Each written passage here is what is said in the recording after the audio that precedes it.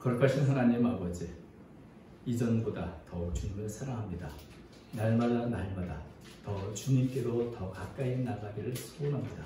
주여, 저희들의 찬양과 기도의 소리를 응답하여 주옵소서.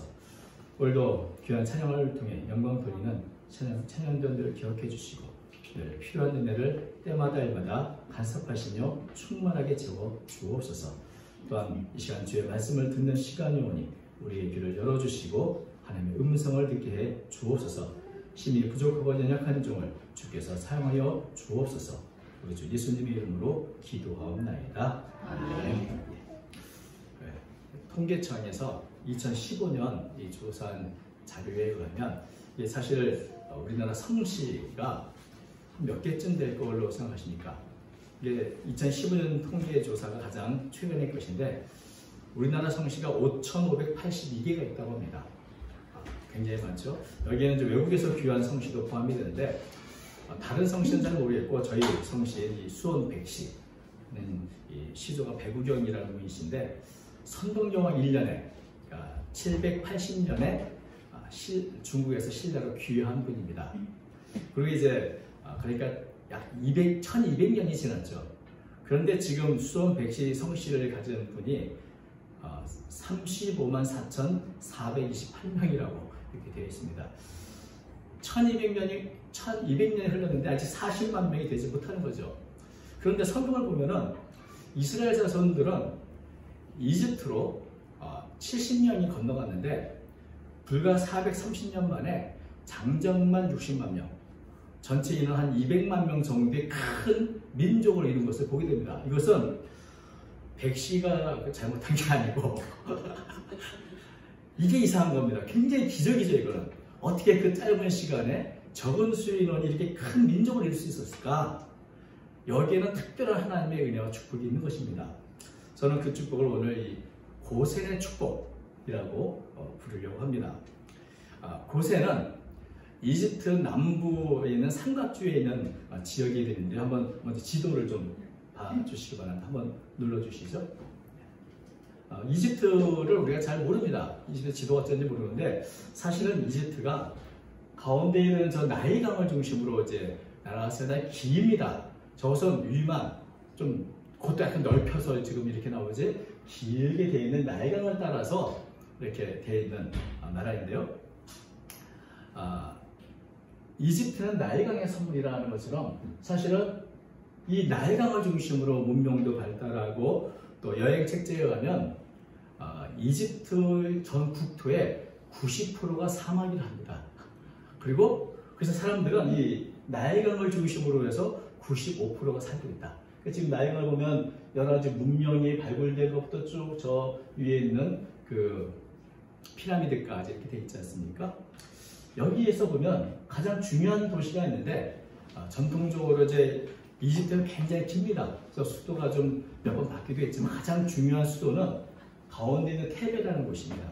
거기에 이제 왕들의 계곡이니 여왕들의 계곡이니 해서 여러 가지 아주 신전도 많고 그런 지역이 여기 있죠. 보이시죠? 그리고 이제 또 하나 중요한 도시가 멤피스라는 곳인데 그것이 지금 오늘날의 수도인 카이로와 거의 같은 지역입니다. 그러니까 저 위에 보면 이 나일강이 점점 얘가 상류고 저 위가 하류인데 가면서 삼각주 쫙 퍼져나가죠. 바다로 쭉 올라가는 것이 보입니다. 고센이 어디냐면 바로 가나안 땅, 저 브에세바라고 있는 가나안 땅이죠. 거기서 가장 가까운 삼각주 변경이 있는 곳이 바로 고센입니다. 저 땅은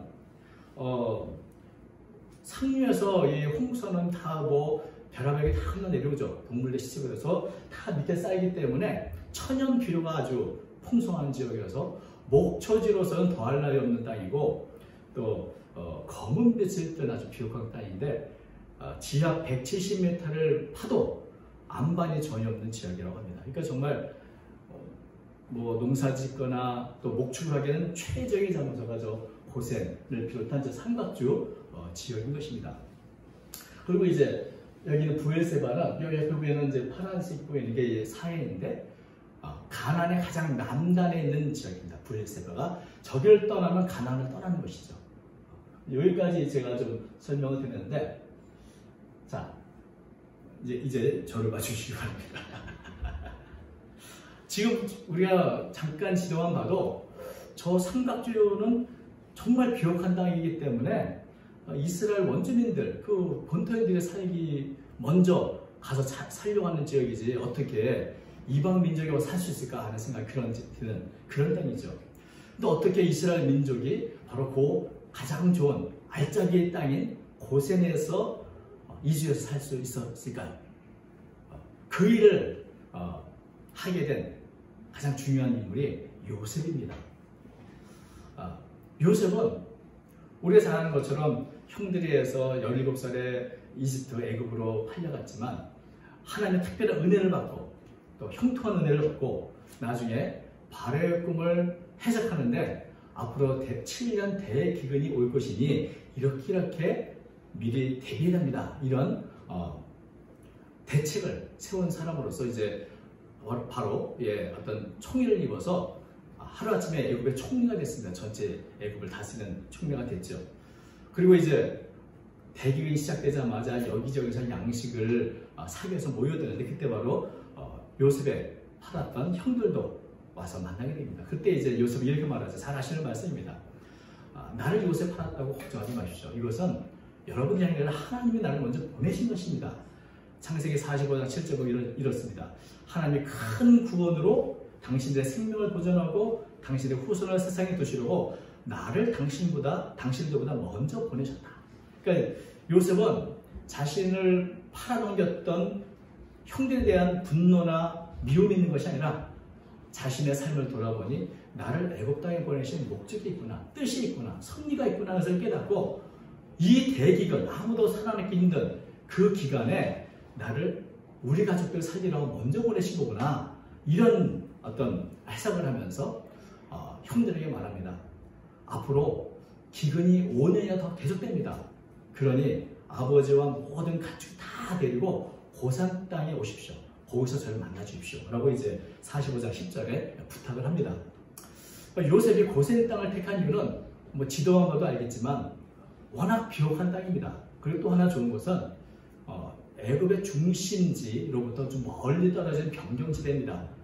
우리가 중심지에 들어가면 애굽 사람들과 불필요한 마찰이 많이 있겠죠. 서로 간에 이권 다툼도 있을 수 있고. 그런데 여기 변경 지역이니 또 떨어져서 있어서 애굽에 온 이 야곱의 가족들만 옹기종이 잘 살 수 있겠다 하는 그런 지역이기도 합니다. 또 한편으로는 어차피 잠시 대기근을 피해서 왔다면 빨리 돌아가야죠. 돌아갈 때 빨리 돌아가서 가나안 땅으로 갈 수 있는 접경지대에 언제든지 떠날 수 있는 그런 지역으로 이렇게 고센 땅을 삼은 것입니다.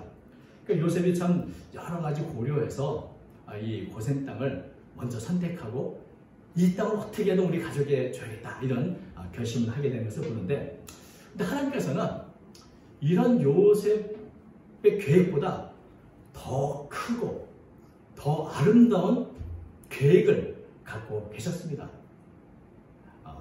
그것은 이제 야곱이 하나님께 드린 약속의 말씀 가운데 나타납니다. 요셉이 고센 땅에 모든 가족들, 모든 짐승들 다 끌고 오라는 그런 요청을 듣고 이제 야곱은 헤브론을 떠나서 이제 고센을 향하는데 마음이 굉장히 불편합니다.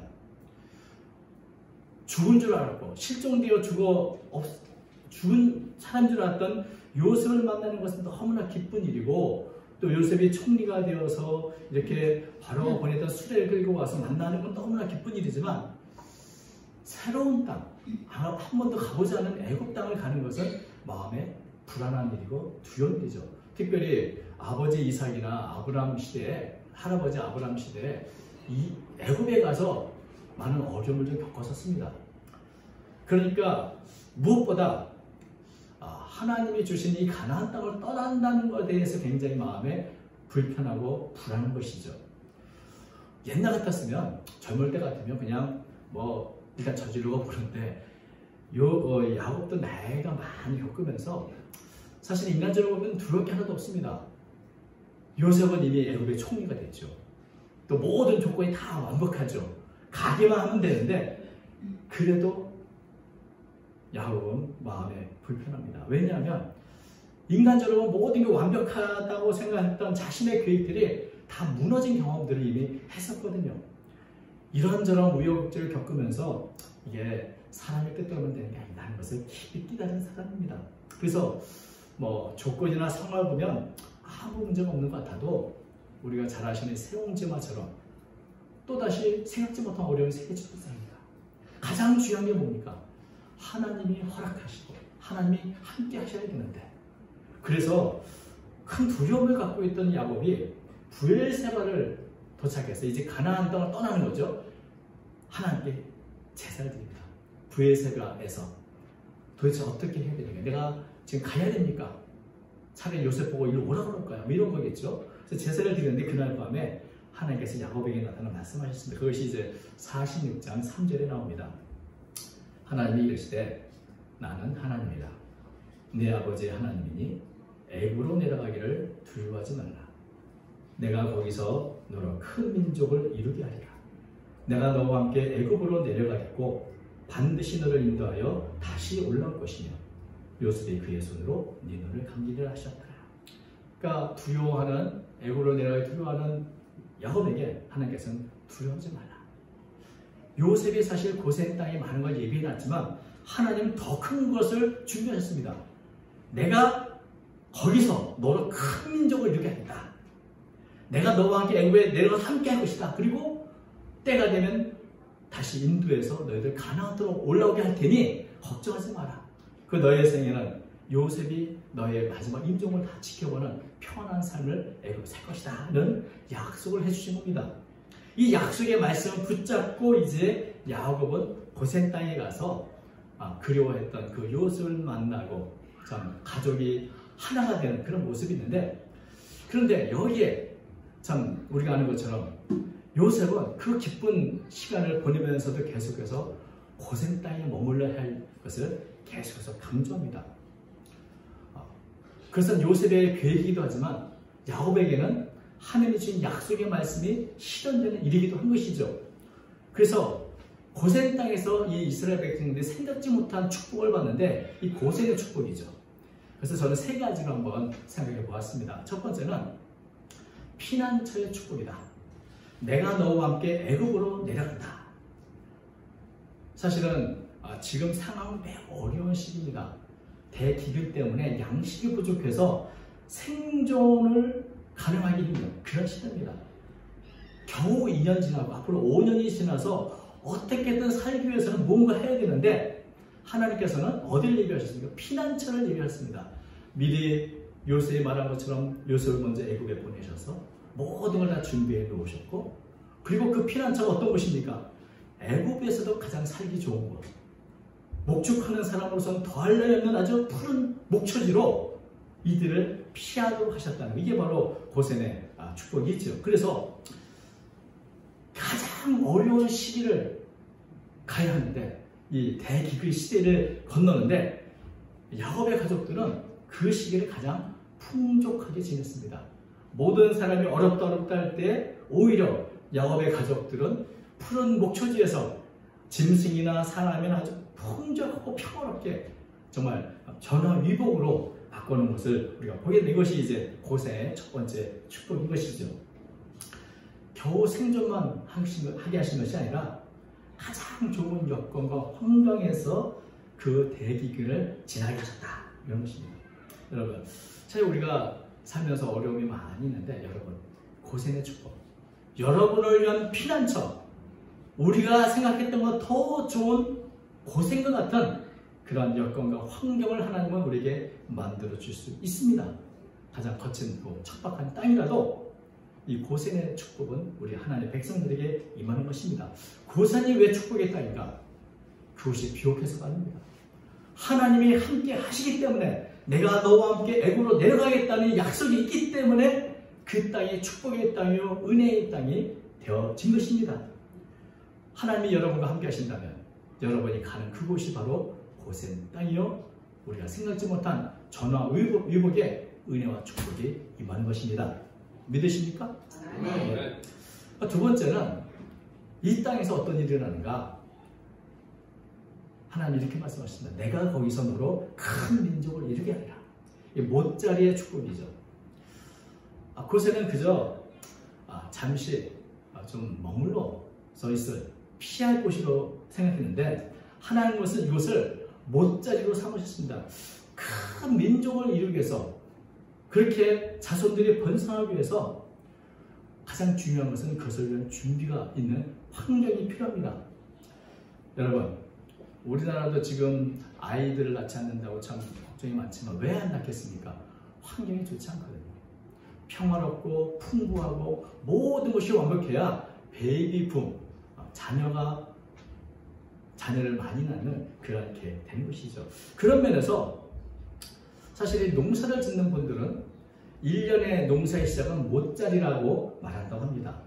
많은 수확을 하기 위해서 그저 저 논에 벽실을 그냥 뿌린다고 되는 것이 아니라 먼저 못자리 잘 설치하고 모판에 못을 잘 싹을테 키운 다음에 그 다음에 어느 정도 하면 이제 드디어 모내기를 하는 것이죠. 그래야 수확이 많은 것처럼 한 가정이 한 민족으로 번성하기 위해서는 그런 조건이 필요합니다.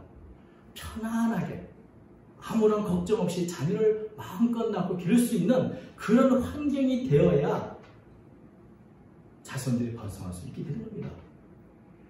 우리나라는 여러 면에서 역사적으로 많은 환란이 있고 전쟁이 있고 이러니 사실 그렇게 많이 번성할 수 있는 조건이 되지 못했습니다. 그렇지만 고세는 하나님이 함께 하시는 그 땅에서는 삼각주에서 나오는 풍부한 물과 비옥한 땅, 그리고 애굽이라는 나라가 주는, 그리고 총리였던 요셉을 통해서 얻게 되는 안정되고 평화로운 그 시대, 여기에서 인구가 폭발적으로 늘어나게 되는 겁니다. 47장 27절 이렇게 말하고 있죠. 이스라엘 족속이 애굽 고센 땅에 거주하며 거기서 생업을 얻어 생육하고 번성하였더라. 그러니까 이 고센 땅이 사실은 작은 한 가정 70명이 수십만 명, 거의 200만 명이 되는 이론까지 성장하기에 가장 좋은 조건을 가지고 있었던 것입니다. 그런데 민족이라는 것은 그저 인구가 많다고 해서 민족이 되는 것은 아닙니다. 여러분,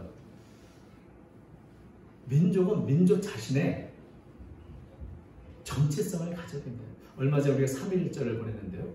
우리 민족이 우리 대한민국이라고 하는 우리의 민족의 정체성이 없다면 우리는 진작에 일본과 동화되어서 일본 사람이 되었을지도 모릅니다. 그런데 우리는 일본과 다른 대한 독립을 해야 할 또 다른 정체성을 가진 민족이라는 것을 세계 만방에 알렸기 때문에 이것이 계기가 돼서 온 민족이 우리는 다르다, 우리는 독립해야 된다는 의식을 갖게 되고 임시정부도 세우고 끊임없는 독립투쟁을 해서 우리나라 정체성을 유지할 수 있었던 것입니다.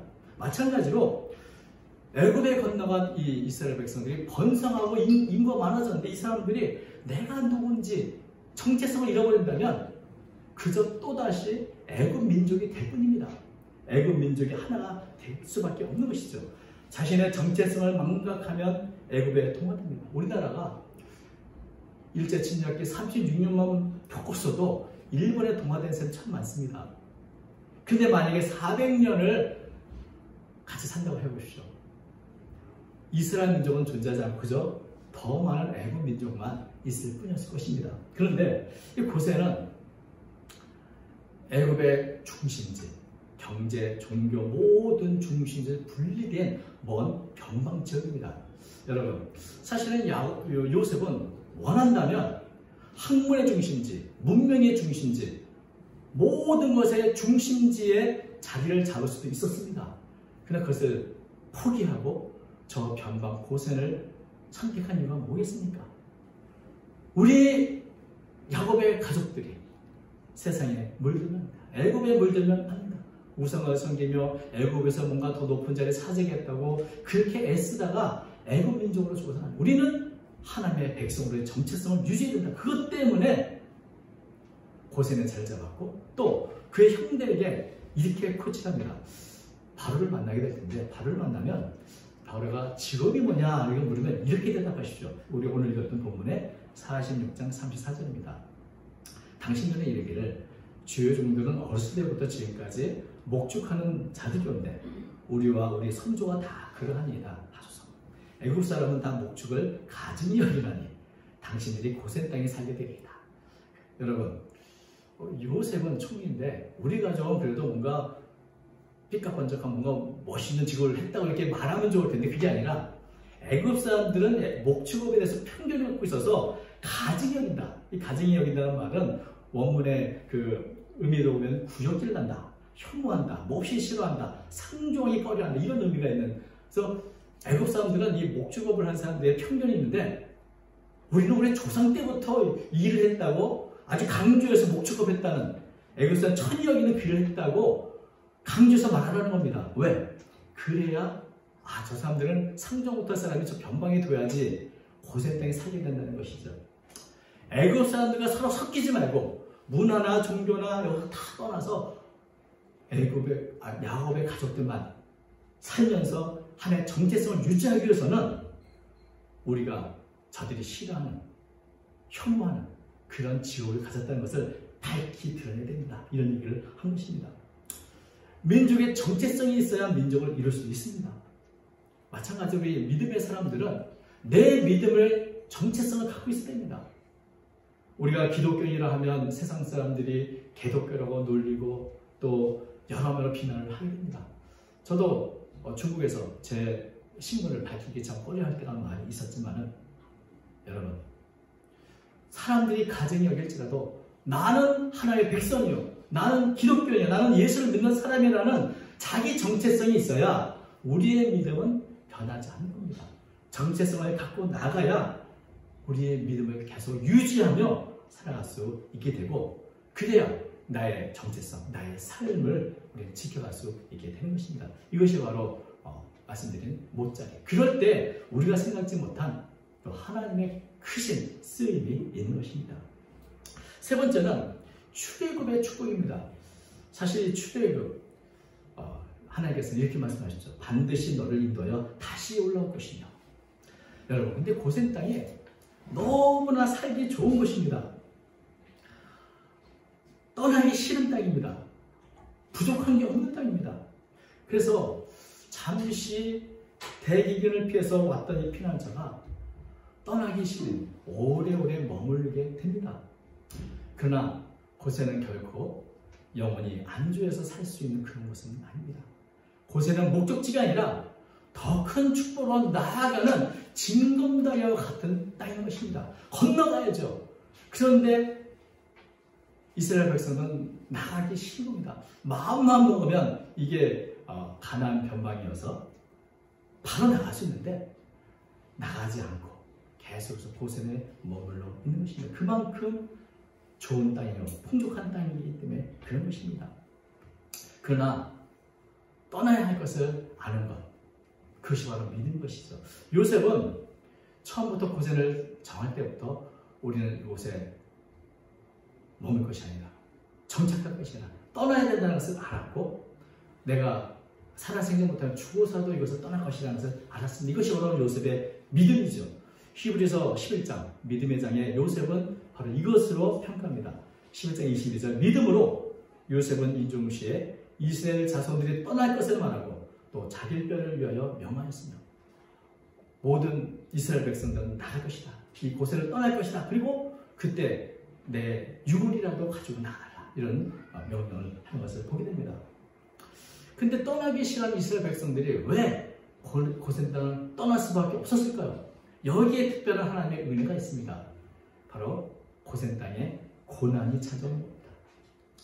여러분, 우리가 아는 것처럼 출애굽기 1장에 있는 것처럼 새로운 왕조가 들어서 430년이 지나니 이제 이스라엘 백성들, 요셉을 다 잊어버리고 이스라엘 백성들 멸절시키는, 너무나 인구가 많으니 멸절시키는 계획을 시행하게 되는 이 날을 보게 됩니다. 자유민이었던 이스라엘 백성들이 노예로 전락하고 숱한 고난을 겪으면서 그래야 비로소 이 땅에서 나가야지 라고 하는 마음을 먹게 됩니다. 그러면서도 우리가 나중에 광야 생활할 때 보면 이스라엘 백성들이 뭔가 수시로 틈만 나면 애굽을 그리워하지 않습니까? 왜 그렇겠습니까? 고센 땅입니다. 그것이 얼마나 풍족했습니까? 거기에는 수박과 외와 부추와 파와 마늘이 풍족했다. 이렇게 말한 것처럼 참 떠나기 싫었던 땅이었던 것입니다. 그런데도 떠날 수밖에 없었던 것은 고난 때문이었습니다. 그래서 고난이 축복인 것입니다. 계속 고센에 머물렀다면 결국 이스라엘 백성들은 애굽의 한 부속민이 될지 모르지만 큰 고난 속에서 드디어 우리는 이 땅에 살 사람들이 아니라 우리에게 주신 약속의 땅이 있다, 가나안이 있다는 것을 깨닫게 되고 드디어 이 고센, 라암스에서 떠나게 되는 것입니다. 그래서 고난이 축복인 것입니다. 내가 있는 자리에 안주하지 않고 한 걸음도 앞으로 나가게 하는 것이 바로 고난에 주는 유익인 것입니다. 고난이 찾아왔을 때 그것은 단지 나를 괴롭히는 것이 아니라 내가 어떻게 살아야 되는지, 어떤 방향으로 가야 되는지, 하나님의 뜻은 무엇인지 고민하며 기도하게 되고 자신의 삶을 다시 한번 돌아보게 되면서 이전보다 더 나은 모습으로 한 걸음 더 나아갈 수 있게 되는 것입니다. 그래서 고난 속에서 이스라엘 백성들은 드디어 고센을 떠나 가나안을 향해 나아가게 된 것입니다. 아멘. 여러분, 하나님은 요셉의 계획과 생각보다 더 크게 고센 땅에 큰 축복을 베풀었습니다. 피난처로서, 못자리로서, 그리고 출애굽, 고난으로서 이스라엘 백성들을 단련하셨고 드디어 하나님의 백성으로 만들어 가신 것을 보게 됩니다. 이 일은 요셉도 생각하지 못했던 일이고 그 당시에 고센에 처음 왔던 야곱이나 그의 아들들도 꿈에도 생각지 못했던 그 놀라운 일들을 하나님은 계획하셨고 섭리하셨던 것입니다. 오늘 우리의 믿음의 삶도 때로는 우리는 우리 앞일에 대해서 계획하고 그렇지만 때로는 우리가 생각지 못한 우연한 사건이 하나님께서 그런 일을 통해서 하나님의 뜻을 이루어가게 되는 것을 보게 됩니다. 하나님이 우리와 함께 하실 때 우리가 있는 그곳이 바로 은혜와 축복의 고센 땅이 되는 것입니다. 고센은 비옥해서 축복의 땅이 아니라 하나님이 함께 하시고 섭리하시고 붙잡는 땅이기 때문에 그 안에 이스라엘 백성들은 축복을 받게 될 것입니다. 오늘 우리가 하나님의 말씀을 붙잡고 약속을 붙잡고 살아간다면 우리가 살고 있는 이곳이 바로 고센 땅이 되는 것입니다.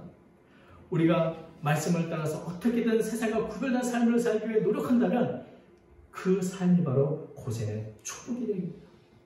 그리고 우리가 아는 것처럼 우리가 이 땅에서 하나님의 은혜 안에 축복 안에 참 풍족하고 평안하게 사는 것은 참 아름다운 일입니다만은 그는 한 가지 기억해야 할 것은 우리는 이곳을 또한 떠나야 한다는 것입니다.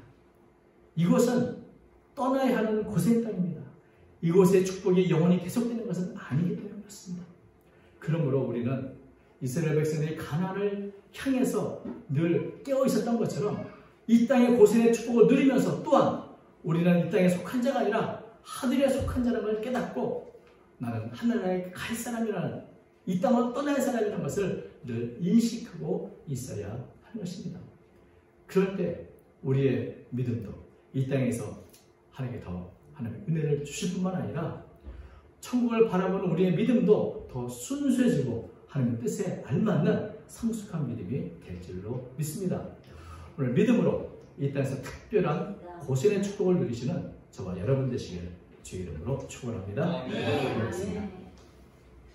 거룩하신 하나님 아버지, 우리를 향한 하나님의 계획과 섭리를 우리는 다 깨달아 알지 못하지만 그러나 요셉의 그리고 야곱의 그 가정을 통해서 주신 말씀과 같이 우리를 향한 하나님의 놀라운 은혜와 계획이 있는 줄로 믿습니다.